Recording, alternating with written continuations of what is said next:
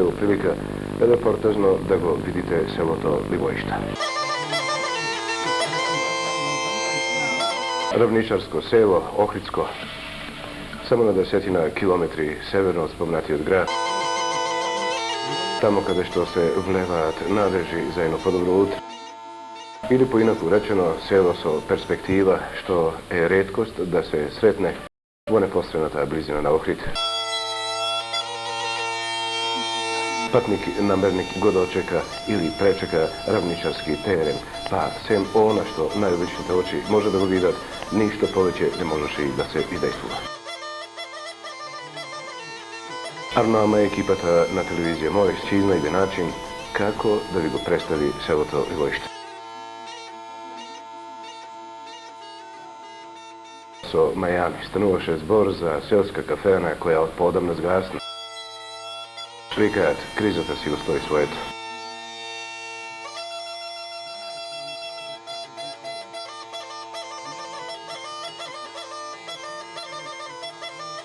Дека станува збор за богато село и не треба да се зборува. Пред се по старите куќи кои што навистина барем денес се реткост. Старите куќи, подобро речено старите темели, веќе од поодамна се заменети со нови. И каде да се заврти човек гледа нови објект, тука и нашето тврдење дека Ливоиште представува село што може да ветува. И најпосле нашата можност во целост да се види Ливоиште. Село со 80 објекти, подобро речено 60 семејства и преку 200 жители. Гордо и пркоси на Охридската равница, која што ете е на измак, барем кога е во прашање северниот правец.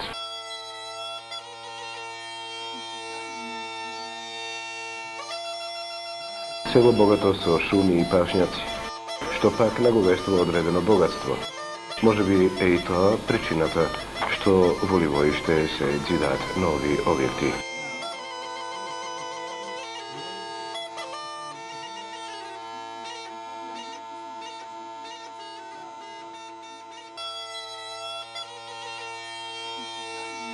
И така посматрајќи го од првото возвишение, ние веќе си го одредивме азимутот каде да се движиме по Ливоиште. Сега веќе посматрајќи од оваа височина знаеме каде се најдува селскиот центар, уште повеќе селската црква и се она што може да се нарече за мини селски центар.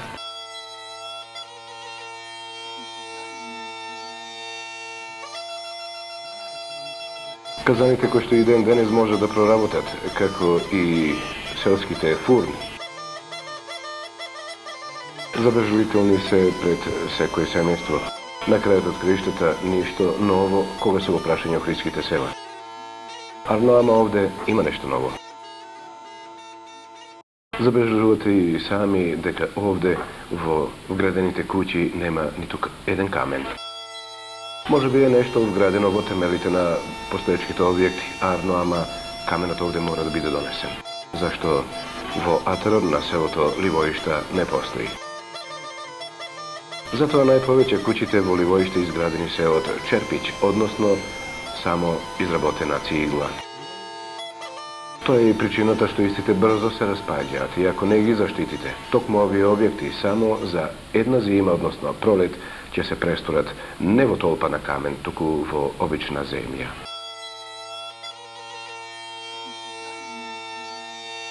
Арно, ама модерната градежна индустрија сега, како и на сите новоградители, нововиштанци им подарува печена цигла, каде што ќе вметнат елементи на комбинација од бетон и железо и ете вечен објект.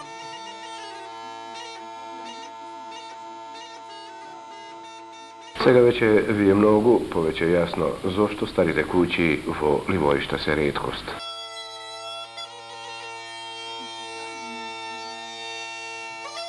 Ние на првиот, односно на прво видување, веќе добивме впечаток дека се најдуваме во едно пелагониско село.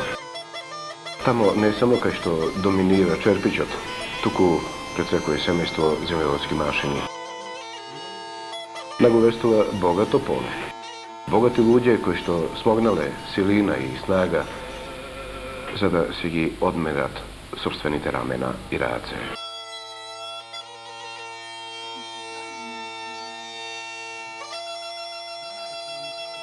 Ливоиште е напредно село.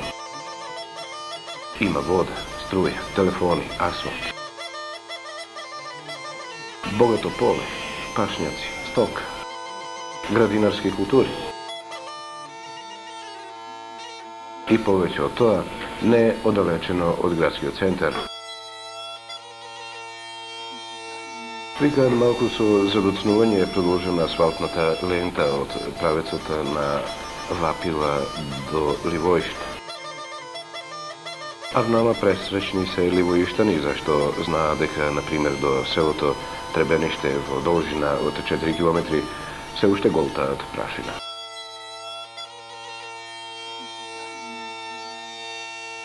И затоа асфалтната лента на ливоиштани им дојде како мелемна рана. Што не се случи порано, зборува. Затоа пак денес ливоиштани се восхитуваат на она што може да се произведи и да роди во Ливоиште. Тоа го потврдуваат и овие жолти дујни кои што, верували или не, ќе мирисаат до раната пролет. Не е спорно дека и другите дејности можат да обстанат во Ливоиште. Ако Господ дал, тогаш дал се. По таа и причина, повеќе пчелари веќе доминираат и рентабилно работат во Ливоиште. Еве ние ја назначуваме, подобро речено го назначуваме крајот на асфалтната лента низ Ливоиште. Продолжеток на патот према Требениште. Од тука понатаму не може се оди. Сем за најупорните.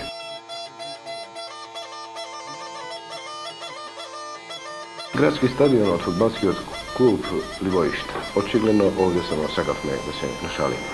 Ово некогаш стоело на градскиот стадион, но понајмалку му е местото овде.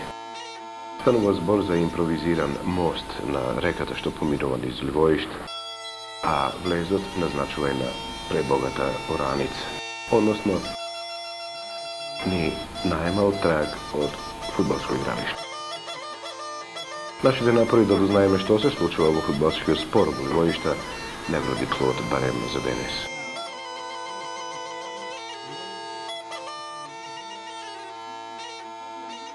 Во Ливоиште не има училиште. Нешто подоцна може би ќе забележите старата училишна зграда.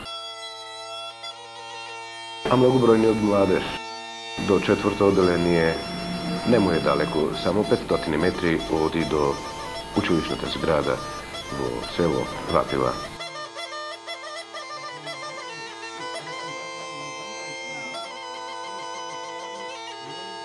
Дека по уредно средените селски дворови може да се заклучи дека станува збор за богато село.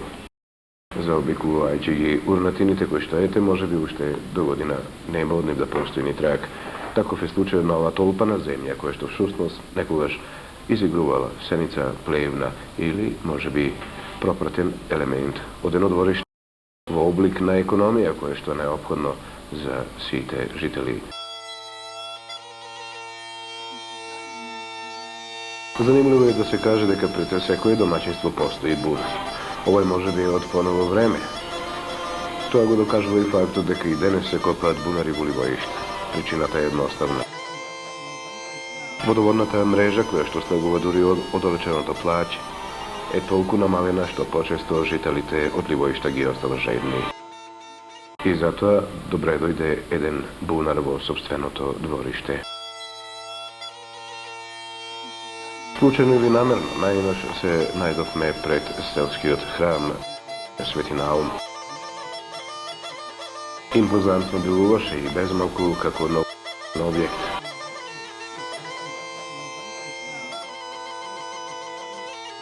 Црквата Свети Наум обновена е 1974 година, што нешто подоцна ќе стои и на нашиот филм.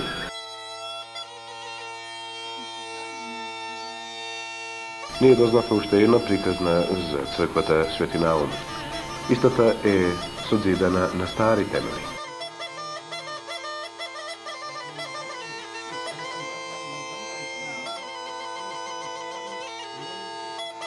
Жителите на Ливоиште веруваат дека се едни од постарите и се гордеат што и Свети Наум потекнува од овој простор.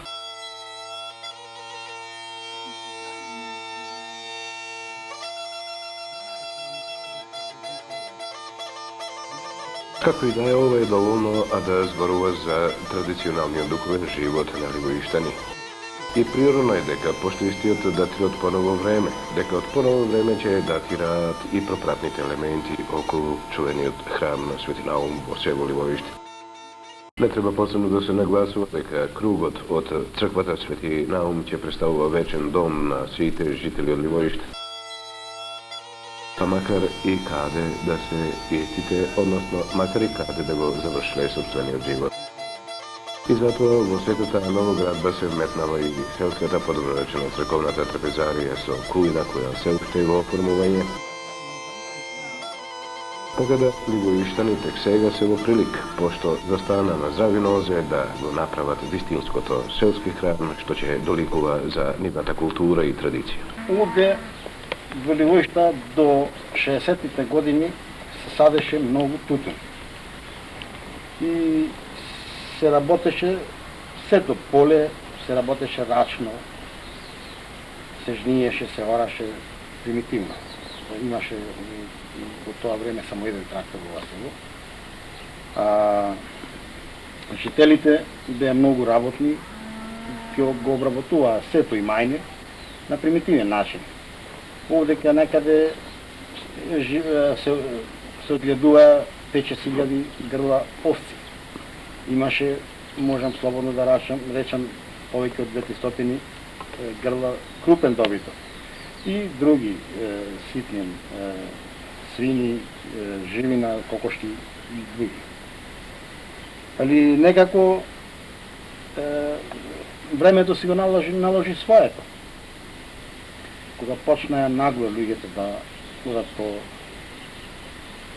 печалба претежно во Австралија, во прекоокеанските земји, а после 68-69 и во европските земји, па почна и луѓето да се селуваат.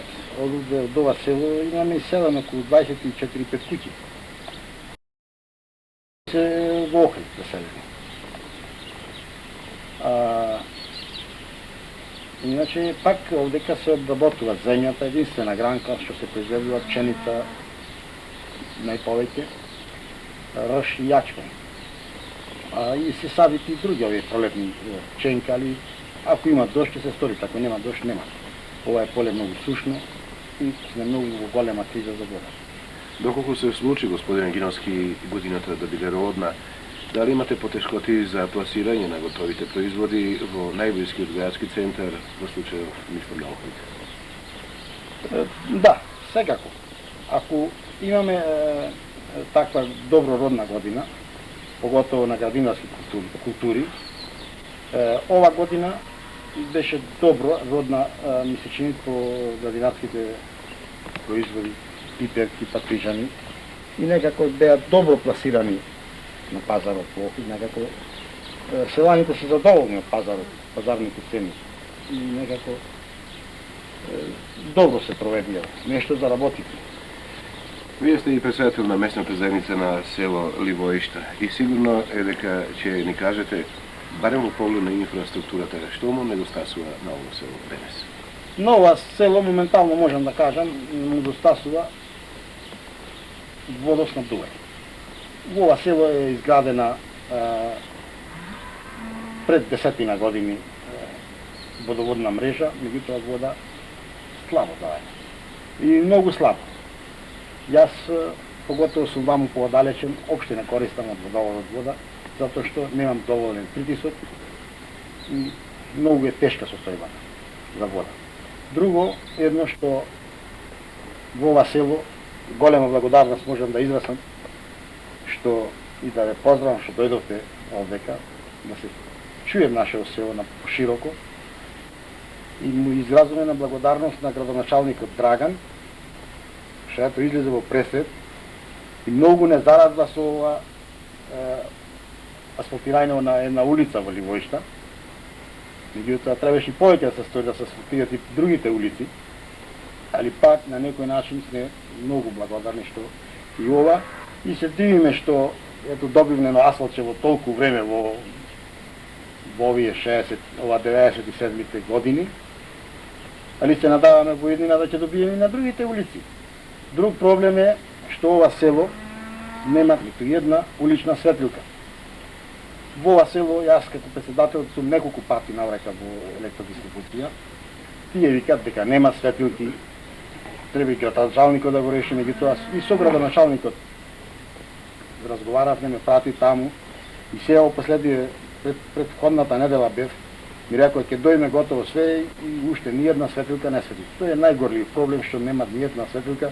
Асфалтирана улица, да не свети ни една светлилка, тоа е, не знам, никаде не можам да сретнам. Телефони имате? Телефони имаат, овде како 27 приклучоци и во еднина ќе се шират. Тоа е многу добро, телефонската мрежа е добро. Приемот можам слободно да речам дека добро задоволуваат. Јас имам дете во Австралија, кој ќе се јави, значи, како дома да го слушам. Како да е? Многу сум во тој смисол задоволен. И ми се чини во ова нова Македонија, да ја речам, и нова е. Так. Многу има некои подобри работи, тргнати напред и се надеваме дека ќе тргнат уште подобри понатака во еднина. Надежта ни е голема. Кажете ми за еден податок, забележувам дека пред секој семејство постои бунар од постаро време. Дали тоа значи дека сите бунари се ископани пред изванично да ја пружите селската водовна мрежа? Да. Сите бунари се ископани пред да се изгради водоводната мрежа, а и денеска уште луѓе копат бунари.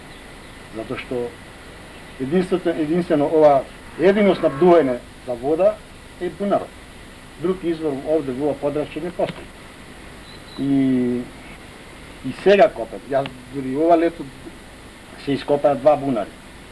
Јас лично сакам да копам овде во нивите мои, овде имаме денека површина.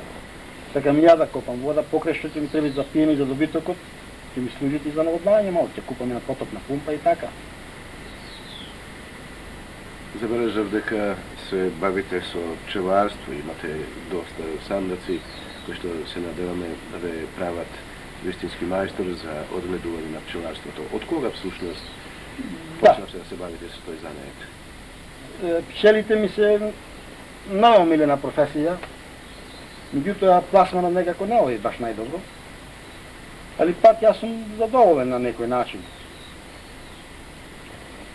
Со пчеларство почнав да се занимавам по 70-те години, 75-та практично, 76-та, кога почнав да купувам сандуци, а до тогаш имавме 70 оние вршкари, кошарина ги викаме, пчели. Во тоа време тие пчелите не страдаа како денеска што страдат, кошарина беа, не се вадеше многу мед како сега што се вади под еден сандук 50 па и повеќе килограми мед. Тоа е малку ваѓаме, али пчелите не страдаја тогај. Се садеше голема плантажа, тутун, пченка имаше, коноп се садеше, кои се основните елементи за заштита на пчелата. И некако беше пчелата природно заштитена без некакви антибиотици или третирања против бароата, кој го викаме крлеш, кој е многу опасен и штетно е напрегат. Пчелата е ништи. Иначе, јас сум меѓу добрите пчелопроизводители. Прошлата година производив преку 2 тона мед, го пласира во пчеларската задруга Скопје, Напредок. А ова година во просек беше многу слаба медна, затоа што беше пролета многу ладна и ветровита, а практично пчелите не осетија пролет, легоја од пролет во лето, уствари од зима во лето. Али пак јас некаде просек добив преку 20 кг по друштво, што сум задоволен према еден таков период. Иначе сега на располагање имам околу 2 тона и нешто мед.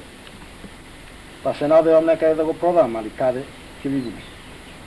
Можете слободно и цената да ја кажете, ако се случи заинтересиран да го... Јас моментално, кога би го купил и кога би ги дал парите на рака, моментално по 3,5 марки, и ако имат амбалажа, јас ќе му го амбалажирам,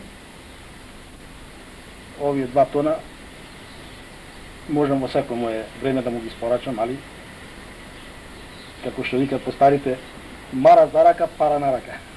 Викаат постојат повеќе врсти на мед, се веќе во зависност од подневието, постои ливадски, шумски и така натаму. Во случајов кај станува збор за која врста мед? Овде претежно пчелите ми донесуваат шумски мед, затоа што ова подрачје изобилува со голема површина на шума и шумата е блиску. Имат исто и ливадски.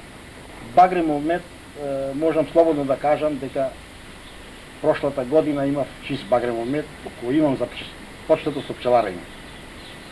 Никогаш не сум дебил чист багремов мед, колку што сум дебил 96. Иначе, медот е претежно шумски и беше многу баран за време на Југославија, словенците го плаќаат поголема цена. Пред малку рековте дека селото Ливоишта има перспектива. При тоа, на што мислите и каде ја се угледувате таа перспектива? Јас мислам дека ова село има перспектива.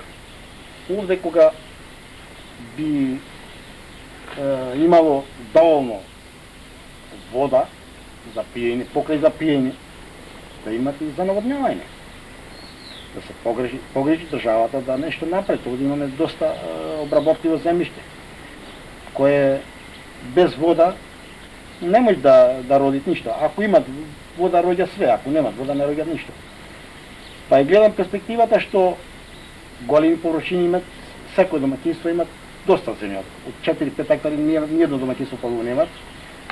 Ќе одгледуваат индустријски култури, тутун. Може да одгледуваат сончоглед.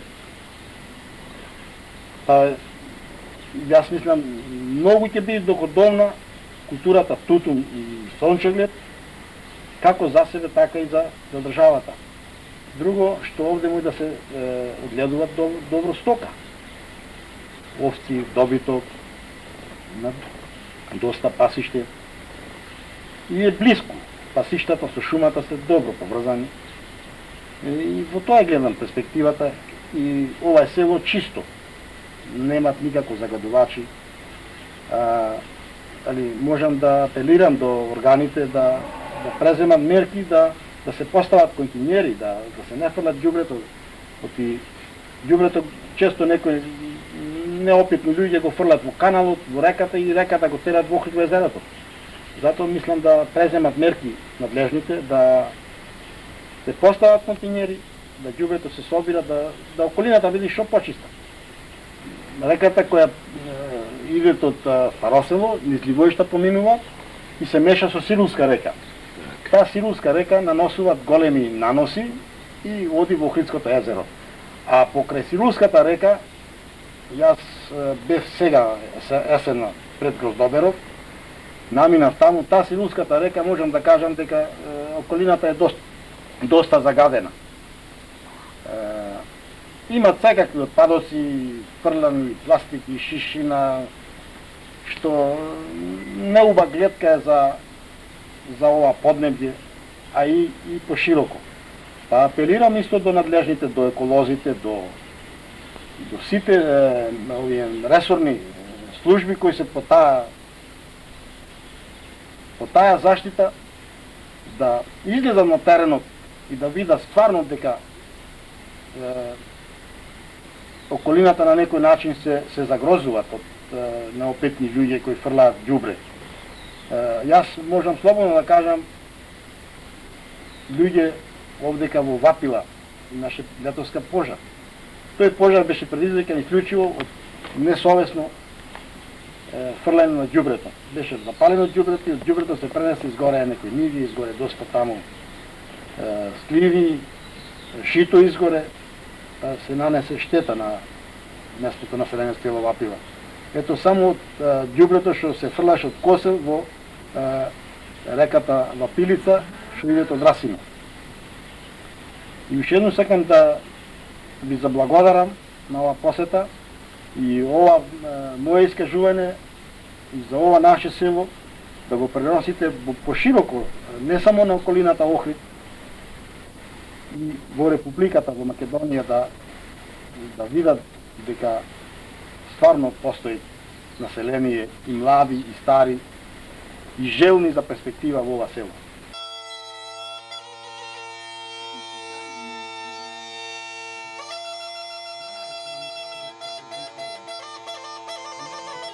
Селското средство со автобуска постојка, која што имаат пристојна автобуска врска со Охрид.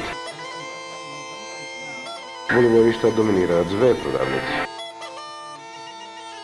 Доволно да ги обезбедат семејствата со најнеопходни намирници. За сето другото, Охрид е тука.